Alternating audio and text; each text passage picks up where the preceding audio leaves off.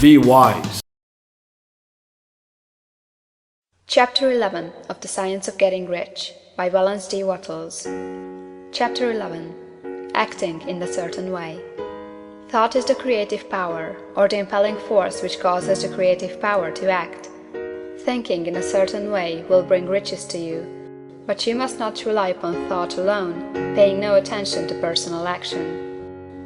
That is the rock upon which many otherwise scientific metaphysical thinkers meet shipwreck, the failure to connect thought with personal action. We have not yet reached the stage of development, even supposing such a stage to be possible, in which man can create directly from formless substance without nature's processes or the work of human hands. Man must not only think, but his personal action must supplement his thought. By thought, you can cause the gold in the hearts of the mountains to be impelled toward you, but it will not mine itself, refine itself, coin itself into double eagles, and come rolling along the roads seeking its way into your pocket. Under the impelling power of the Supreme Spirit, man's affairs will be so ordered that someone will be led to mine the gold for you. Other men's business transactions will be so directed that the gold will be brought toward you, and you must so arrange your own business affairs that you may be able to receive it when it comes to you. Your thought makes all things, animate and inanimate, work to bring you what you want. But your personal activity must be such that you can rightly receive what you want when it reaches you. You are not to take it as charity, nor to steal it. You must give every man more in use value than he gives you in cash value. The scientific use of thought consists in forming a clear and distinct mental image of what you want, in holding fast to the purpose to get what you want, and in realizing with grateful faith that you do get what you want. Do not try to project your thought in any mysterious or occult way, with the idea of having it go out and do things for you. That is wasted effort, and will weaken your power to think with sanity. The action of thought in getting rich is fully explained in the preceding chapters. Your faith and purpose positively impress your vision upon formless substance, which has the same desire for more life that you have, and this vision, received from you, sets all the creative forces at work in and through their regular channels of action, but directed toward you. It is not your part to guide or supervise the creative process. All you have to do with that is to retain your vision, stick to your purpose, and maintain your faith and gratitude. But you must act in a certain way, so that you can appropriate what is yours when it comes to you, so that you can meet the things you have in your picture and put them in their proper places as they arrive. You can really see the truth of this. When things reach you, they will be in the hands of other men, who will ask an equivalent for them. And you can only get what is yours by giving the other man what is his. Your pocketbook is not going to be transformed into a Fortunatus purse, which shall be always full of money without effort on your part. This is a crucial point in the science of getting rich.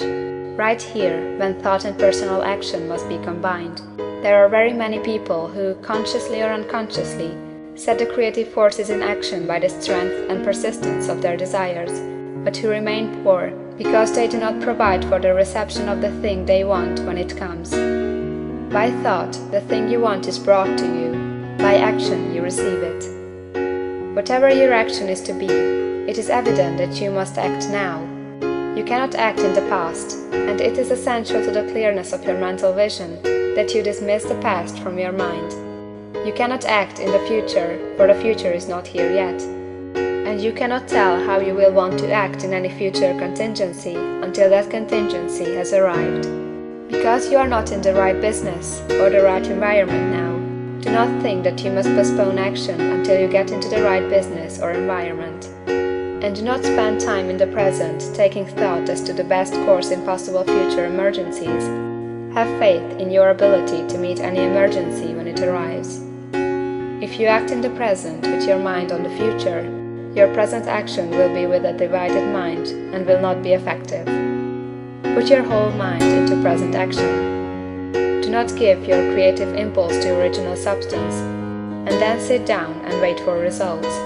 If you do, you will never get them. Act now. There is never any time but now, and there never will be any time but now. If you are ever to begin to make ready for the reception of what you want, you must begin now. And your action, whatever it is, must most likely be in your present business or employment, and must be upon the persons and things in your present environment.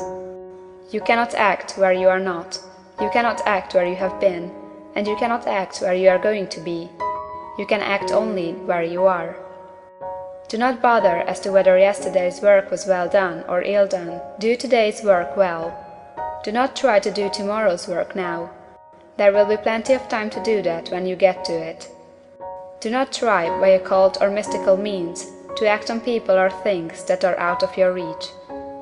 Do not wait for a change of environment before you act. Get a change of environment by action. You can so act upon the environment in which you are now as to cause yourself to be transferred to a better environment.